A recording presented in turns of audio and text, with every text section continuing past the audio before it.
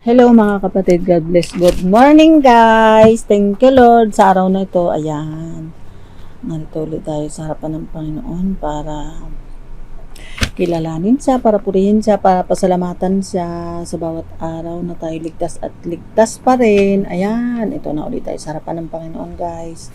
Salamat Lord sa biyaya, sa buhay, sa kalusugan, sa kaligtasan. Praise God. Thank you Jesus. Ayun guys, ang verse of the day natin ay Lucas 12 verse 15. Tungkol ito sa mga sakim. Ayun, sabi dito, at sinabi niya sa kanilang lahat, mag-ingat kayo sa lahat ng uri ng kasakiman. Ayan, mag-ingat kayo mga kapatid. Sa lahat ng uri ng kasakiman. Sapagkat ang buhay ng tao ay wala sa dami ng kanyang kayamanan. Ayan. Wala sa dami ng kanyang kayamanan mga kapatid, kundi sa dami ng ginawang mabuti. Hallelujah. Thank you Lord. Kaya ayan, mag-iingat daw mga kapatid kasi wala sa dami ng kanyang kayamanan. Kasi mayaman ka man o mahirap, anumang oras, mari kang mautas. Hindi ka naman may pagtanggol ng kayamanan mo, lalo kung mga pinangkan at mga ninakaw, mga kapatid. Yan. Salamat sa Panginoon. Ang tunay na kayamanan natin ay yung kilalanin natin yung salita ng Lord at gumawa ng mabuti. Amen. Thank you Jesus. Kasi ang Panginoon, kaya punta sa daigdig, hindi para gumawa ng sama. Lahat ng kabutihan na ginawa niya ay kasamaan yung ginanti ng mga sakim. Ang sakim at mga inggit. Salamat sa Lord sa mga salita na ito. Ayun, iwasan daw ang lahat ng uri ng kasakiman kasi ang buhay ng tao hindi sa dami ng kanyang kayamanan, kundi sa dami ng kanyang ginawang mabuti. Ayun, sunod na verse natin, Lucas pa din, 16 verse 14 and 15.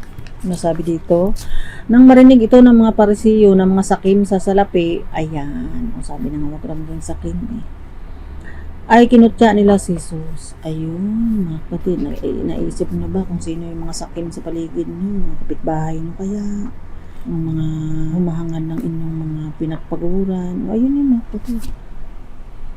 Huwag maging sakim at kung may nagsasakim sa atin, alam na natin salita ng Lord ay natuntun natin. Kaya meron na tayong pananaligan si Jesus na magpaparusa sa mga sakim. Ayun, sabi verse 15, alam din naman mga parisiyo ng mga sakim sa salapi, din naman.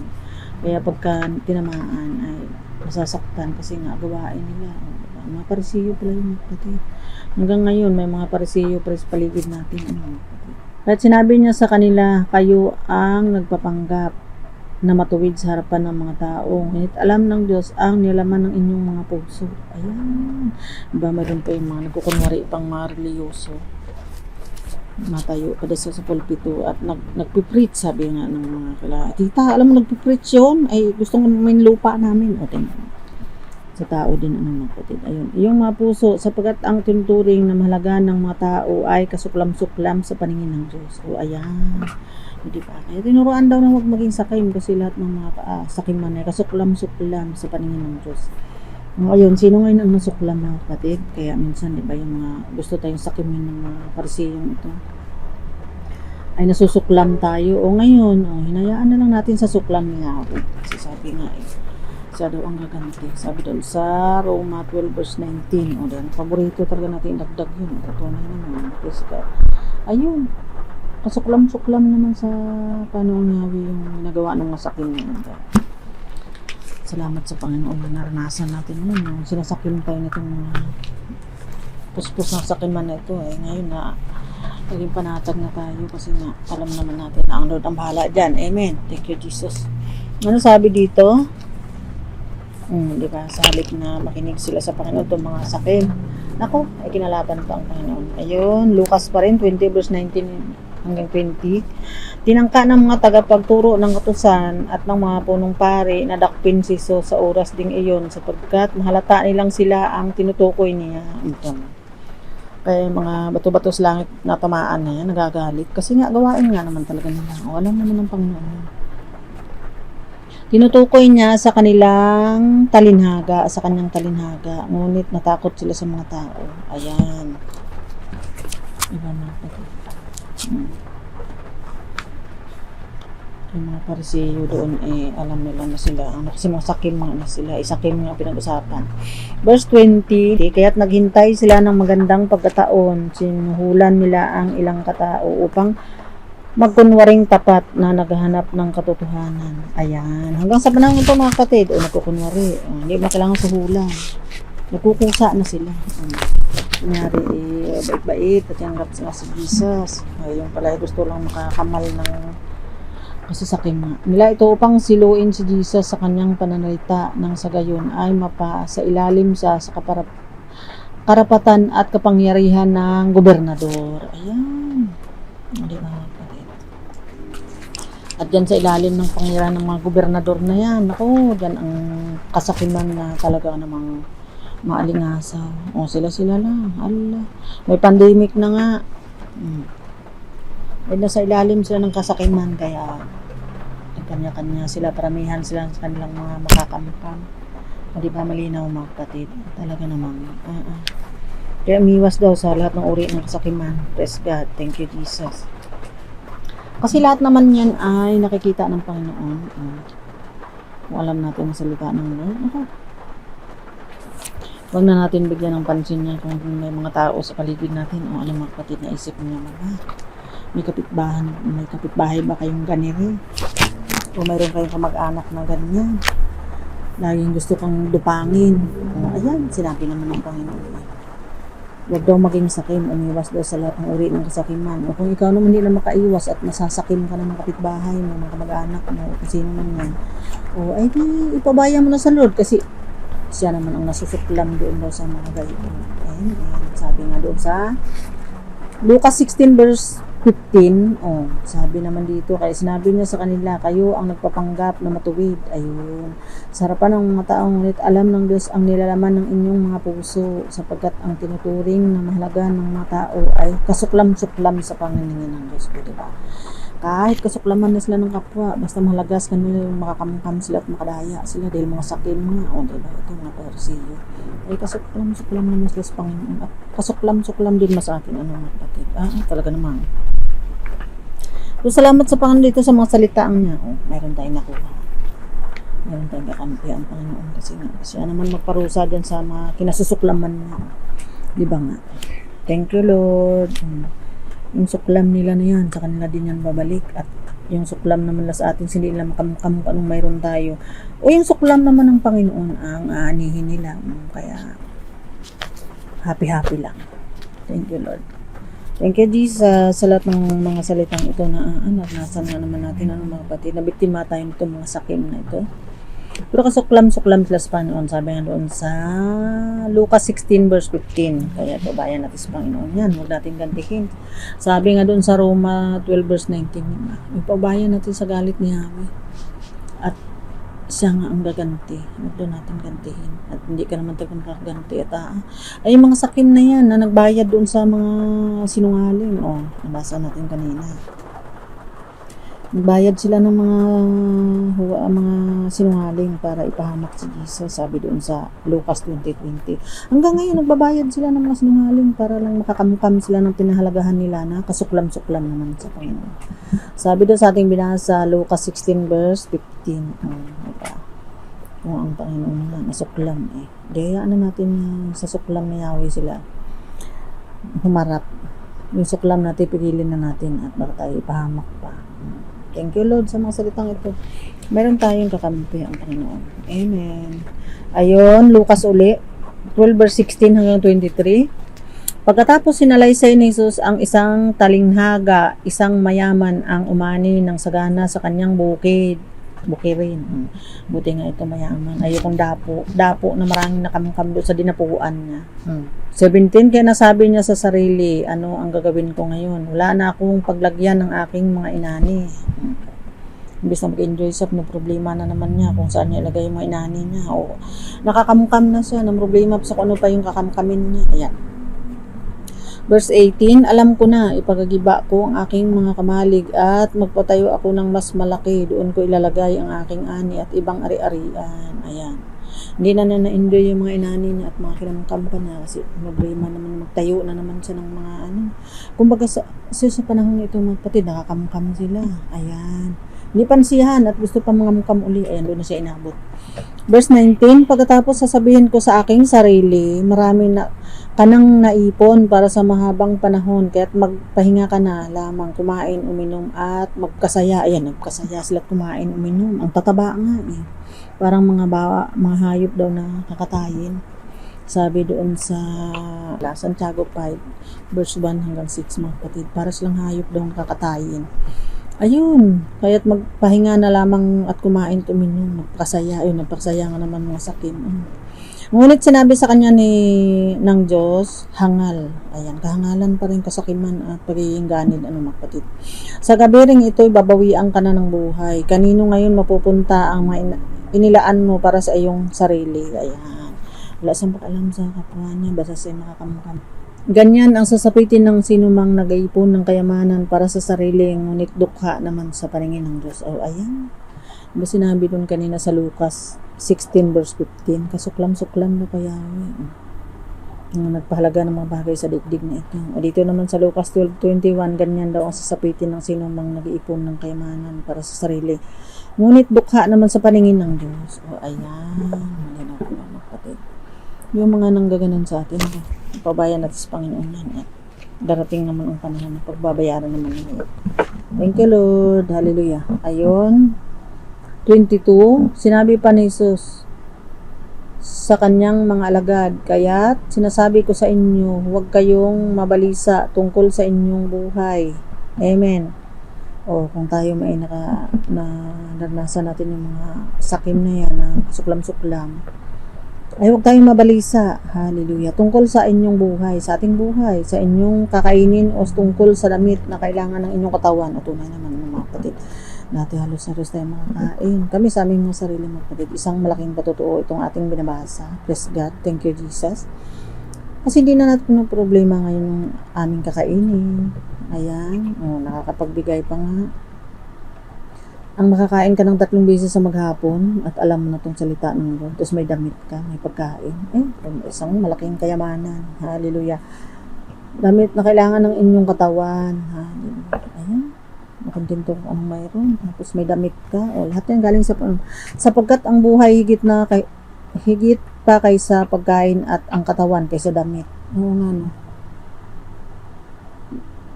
Mas malaga yung katawan kaysa damit. Kasi nga, kung katawan ay wala na, gaano makdaming damit sa may susuot yun. Ayun mga kapatid, sapagkat ang buhay higit na pa kaysa pagkain. Ayan, ang dami kang pagkain. O yan, tulad ng mayaman na yun, doon sa verse 20. Namatay na nung gabi. Ayan, saan mo yung dalhin ng pagkain, buang ka. Ayan, sapagkat ang buhay daw higit pa kaysa pagkain at ang katawan kaysa damit. Hallelujah. Ayan, ayun lang yung ating pinangako ng Diyos. Yung ating mga pagdadamit, yung mga pagkain, may kinakain tayo. Pero ba doon sa mga sakim, ay siyempre naman, pinahalagahan nila yung kasuklam-suklam kay Yahweh. Kaya malinaw mga kapatid. Kaya kung tayo man ay hindi ganito, meron nang ganito sa atin ng sinusuklam tayo at gustong agawan. Ay, pabayan natin sa Panginoon yan kasi ang Panginoon ang nasusuklam. Para lang sila sumisipa sa matulis na bagay kasi lahat ng ginagawa nila sa kanila din naman babalik, sila rin nanangaani. Alam ng Panginoon yun, nakikita niya. Sabi nga niya doon sa Lucas 16 verse 10, diba? Nakita din niya. Alam daw niya yung mga hinahangad nitong mga sakim, sabi nga. Ayun. Kaya sinabi niya sa kanila, kayo ang nagpapanggap na matuwid sa harapan ng mga tao. Ayun, nagpapanggap pa yung mga reliyoso daw. Alam ng Diyos ang nalaman ng inyong mga puso. Hindi nga puso yung umiiral na sila, puro abdo. Sapagkat ang tuturing ng mahalaga ng mga tao ay kasuklam-suklam sa Panginoon. Ayan, malinaw po ba mga kapatid? Praise God, thank you Jesus.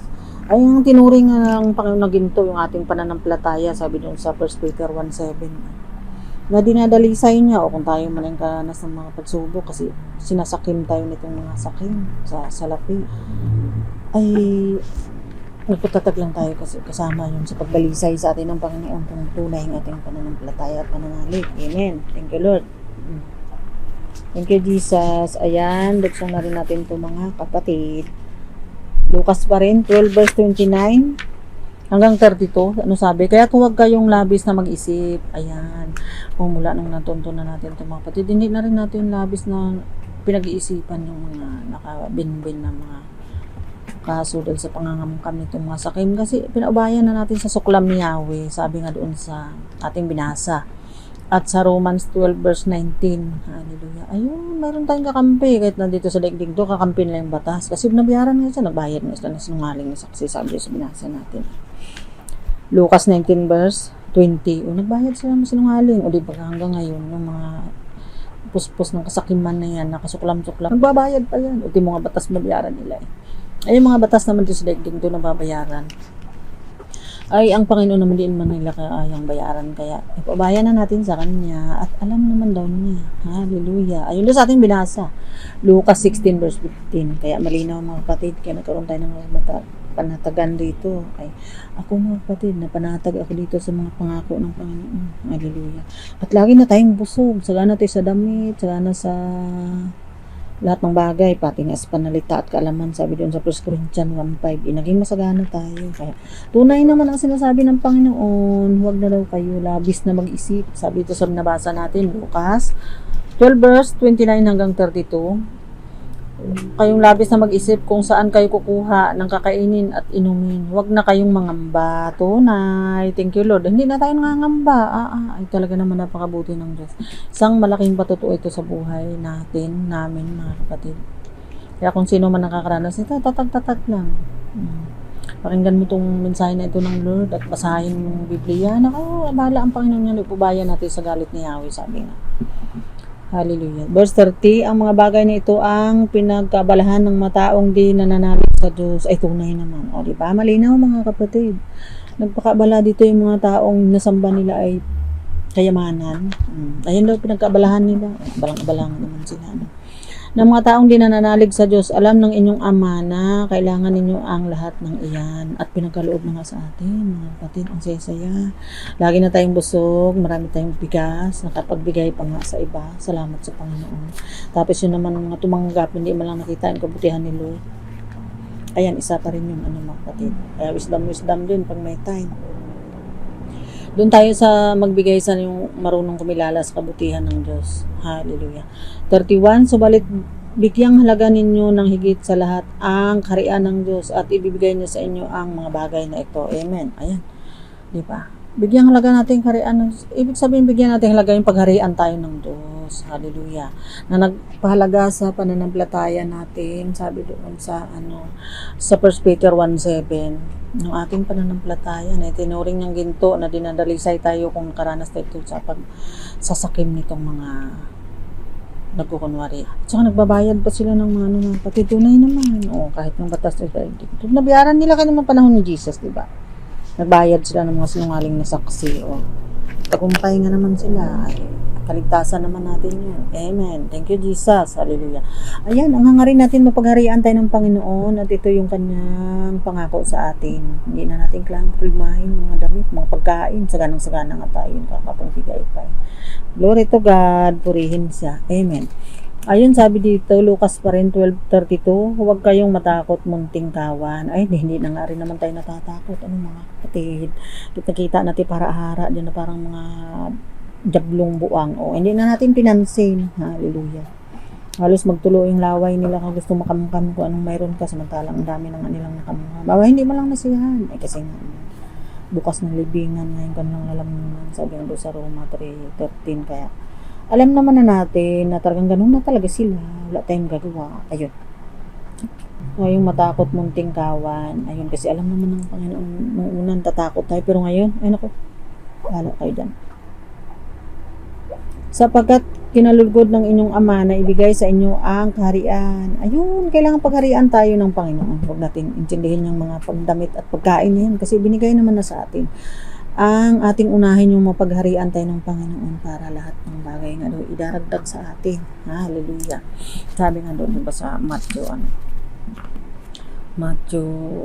6:33. Ayun, praise God. Ayun, at balik na tayo doon mga kapatid sa ating pinagsimulan, Lucas 12:15.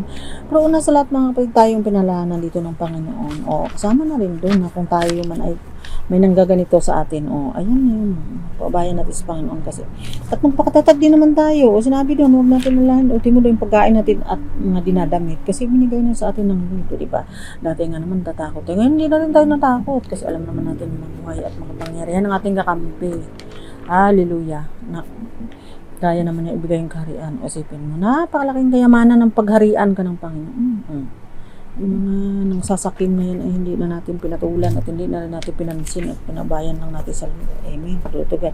Kasi maaari masabihin ng Panginoon sa kanila yung Lucas 12:20. Ngunit sinabi sa kanya ng Diyos, hangal, sa gabiring ito, ibabawian ka na ng buhay. Kanino ngayon mapupunta ang mga inilaan mo para sa iyong sarili? Diba? Dahil mga sakim at mga sarili yan, wala din man pupuntahan yung mga kinamukam nila at mga ginamit nila dahil sa kasakiman. Lahat ng kasinungalingan, nagbayad pa sila ng mga saksi na sinungaling lang sa kanilang kasakiman. Pero lahat naman ay nakita ng Panginoon. Amen. Napanatag tayo. Pati yung mga pagkain natin, mga dinadamit natin, hindi na natin pinoproblema kasi dinagdag na ng Lord sa ating buhay. Dahil napagharian na nga na tayo. Amen. Thank you, Jesus. Ayun, babalik na tayo doon sa ating pinagsimulan, mga kapatid. Basahin ko lang. At sinabi niya sa akin nilang lahat, sinabi sa ating lahat ngayon, mag-ingat kayo sa lahat ng uri ng kasakiman sapagkat ang buhay ng tao ay wala sa dami ng kanyang kayamanan. O, amen. O, ayun, kung nasa gitna na kayo ng pagsasakim ng kapwa niyo, magpatatag lang kayo, sabi ng Panginoon, kasi siya ang bahala. Kaya nagsabi. Sa gabi rin daw yun, bawian daw ng buhay yung mga sakim. Thank you, Lord. Kung tayo naman sakim, hindi magbago-bago na tayo para makalaya tayo sa suklam ni Yahweh. Amen. Thank you, Jesus. Ayan. I pray and declare, mga kapatid, na may natutunan tayo dito. Kung tayo nakaranas nito, abay tatag-tatag lang at ang Diyos ang nakakaalam. Amen. Thank you, Lord. Ang palagahan natin ay yung pagharian na tayo kasi kaya naman niya ibigay yung kaharian. Kaharian at pagharian, isa lang yun. Thank you, Jesus. Hallelujah. Ayun mga kapatid. Doon na tayo nagtapos. Thank you, Father God in heaven. Thank you, Jesus. Thank you, Holy Spirit. Amen. Glory to God. Hallelujah.